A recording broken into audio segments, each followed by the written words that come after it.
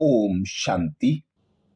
अब समय की समीपता अंत समय का इशारा दे रही है।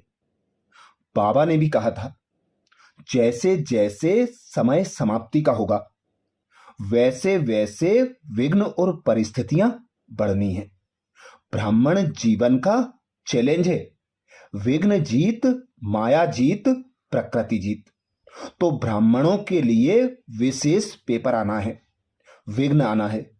विघ्न पर विजय प्राप्त करने के लिए बाप दादा कहते, विघ्न को एक खेल समझो, पेपर टाइगर समझो। मनुष्य जन्म हीरे तुल्य गाया गया है, परंतु आज की दुनिया का सत्य चित्र यह है कि विघ्नों के चंगुल में फंसने के कारण मानव जीवन तनावपूर्ण, संघर्षमय, दुखपूर्ण हो गया है। बाहर के तूफान तो हैं ही, परंतु मनुष्य जीवन में आंतरिक तूफान अब समय प्रमाण तीव्र होते जा रहे हैं। मुख्य कारण है विकारों के परिणाम स्वरूप दुखी मन। कई लोग मकड़ी की तरह खुद ही अपनी गलत धारणाओं, संस्कारों से स्वयं को विघ्नों में उलझाते जा रहे हैं। समाज में निराश्य, वैमनस्य का वातावरण देखकर कई लोग व्यसनों के आदती हो गए हैं।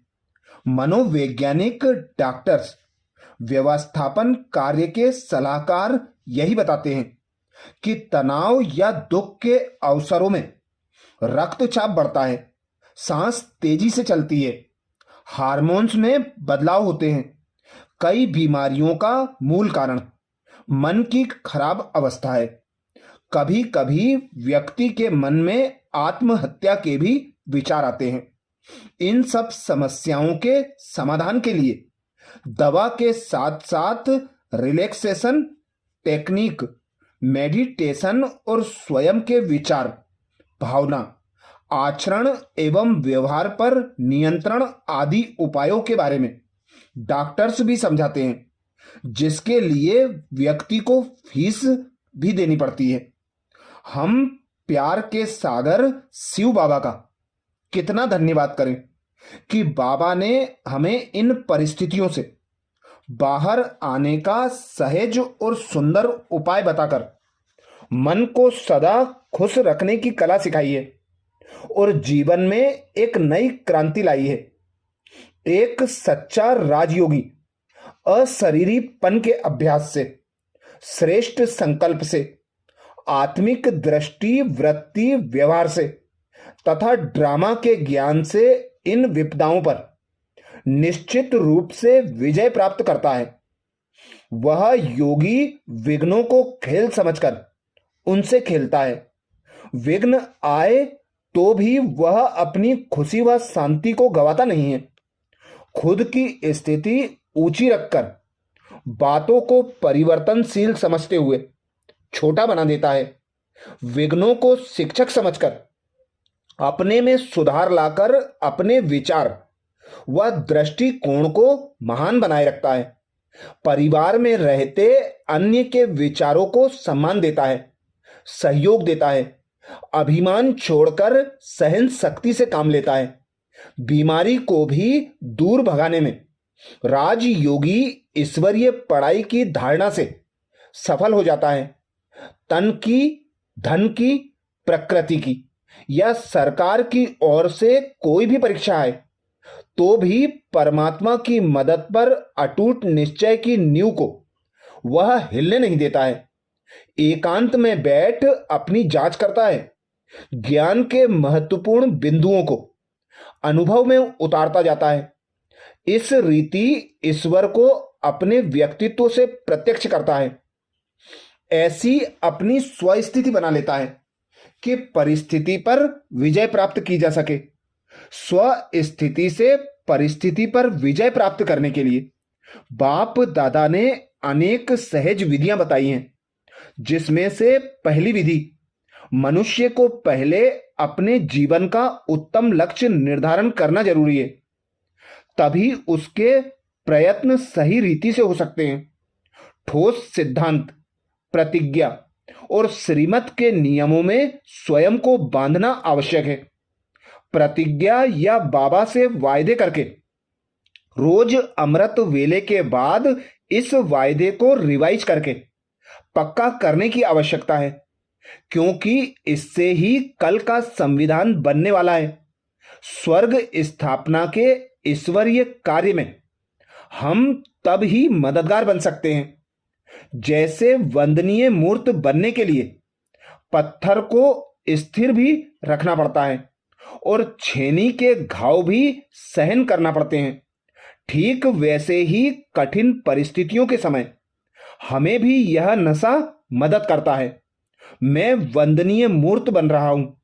मैं निरंतर बाबा की छत्र छाया में हूं। भगवान मेरे रक्षक हैं, मेरे साथी हैं। इस संकल्प को हम गहरी फीलिंग में लाएं।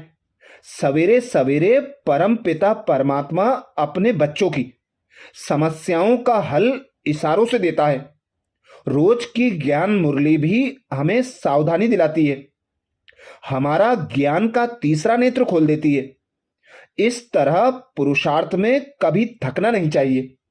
हिम्मत से, दृढ़ता से आगे बढ़ना है और रोज के वरदान कर्म क्षेत्र पर प्रयोग में लाने हैं, तो हम चारों सब्जेक्ट में अनुभव की अथॉरिटी बन सकते हैं। नेत्रों के समक्ष ऐसा दृश्य लाएं कि भगवान का वरदानी हस्त मेरे सिर पर है और भगवान कह रहे हैं, विजय तुम्हारा जन्मसिद्ध अधिकार है। दूसरी विधि बाप दादा बताते हैं, लाख दुखों की एक दवा योग है। योग से हम किसी भी परिस्थिति का सही प्रकार से सामना कर सकते हैं, अपने आप को एडजस्ट भी कर सकते हैं, सभी के साथ रहते हुए सहनशील होकर चलते हैं, एक दूसरे के विचारों को सम्मान देते, सहयोग करते हैं, ना स्वयं डिस्टर्ब होते, ना किसी को डिस्टर्ब करते। जो भाग्यशाली आत्माएं अपनी कमजोर वृत्तियों को मिटाकर शुभ वृत्तियां और श्रेष्ठ वृत्तियां धारण करने का व्रत लेती हैं, उन्हें यह सृष्टि भी श्रेष्ठ नजर आती है। वृत्ति से दृष्टि और कृति का कनेक्शन है। कोई भी अच्छी या बुरी बात पहले वृत्ति में धारण होती है, फिर वाणी और फिर कर्म में आती है। वृत्ति श्रेष्ठ होना अर्थात वाणी और कर्म स्वतः श्रेष्ठ होना। जैसी हमारी वृत्ति होती है वैसा हमारा दृष्टिकोण बनता है, और जैसा दृष्टिकोण होता है उसी अनुसार भावनाएं बन जाती हैं। भावनाएं ही वाइब्रेशंस फैलाती हैं और भावनाओं को लेकर चलने वाली विचारधारा से वायुमंडल बनता है। इस रीति से श्रेष्ठ वृत्ति का व्रत धारण करने वाले विश्व परिवर्तक स्वतः बन जाते हैं।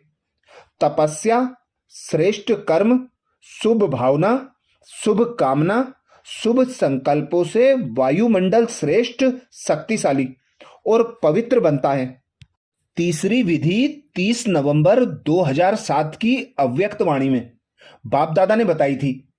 बच्चों को जितना बालकपन का नशा रहता है उतना मालिकपन का कम रहता है।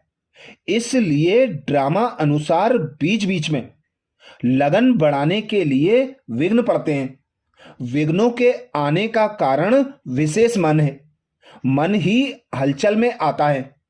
इसलिए बाप दादा का महामंत्र है मन मना भाव। पहला पाठ, मैं आत्मा इन कर्मेंद्रियों का मालिक, मन बुद्धि संस्कारों का अधिकारी हूं।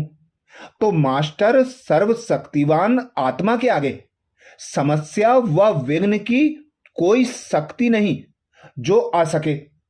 स्वमान की श्रेष्ठ स्थिति को बार बार इमर्ज करने से कंट्रोलिंग व रूलिंग पावर से डबल लाइट खुश व सफल होंगे।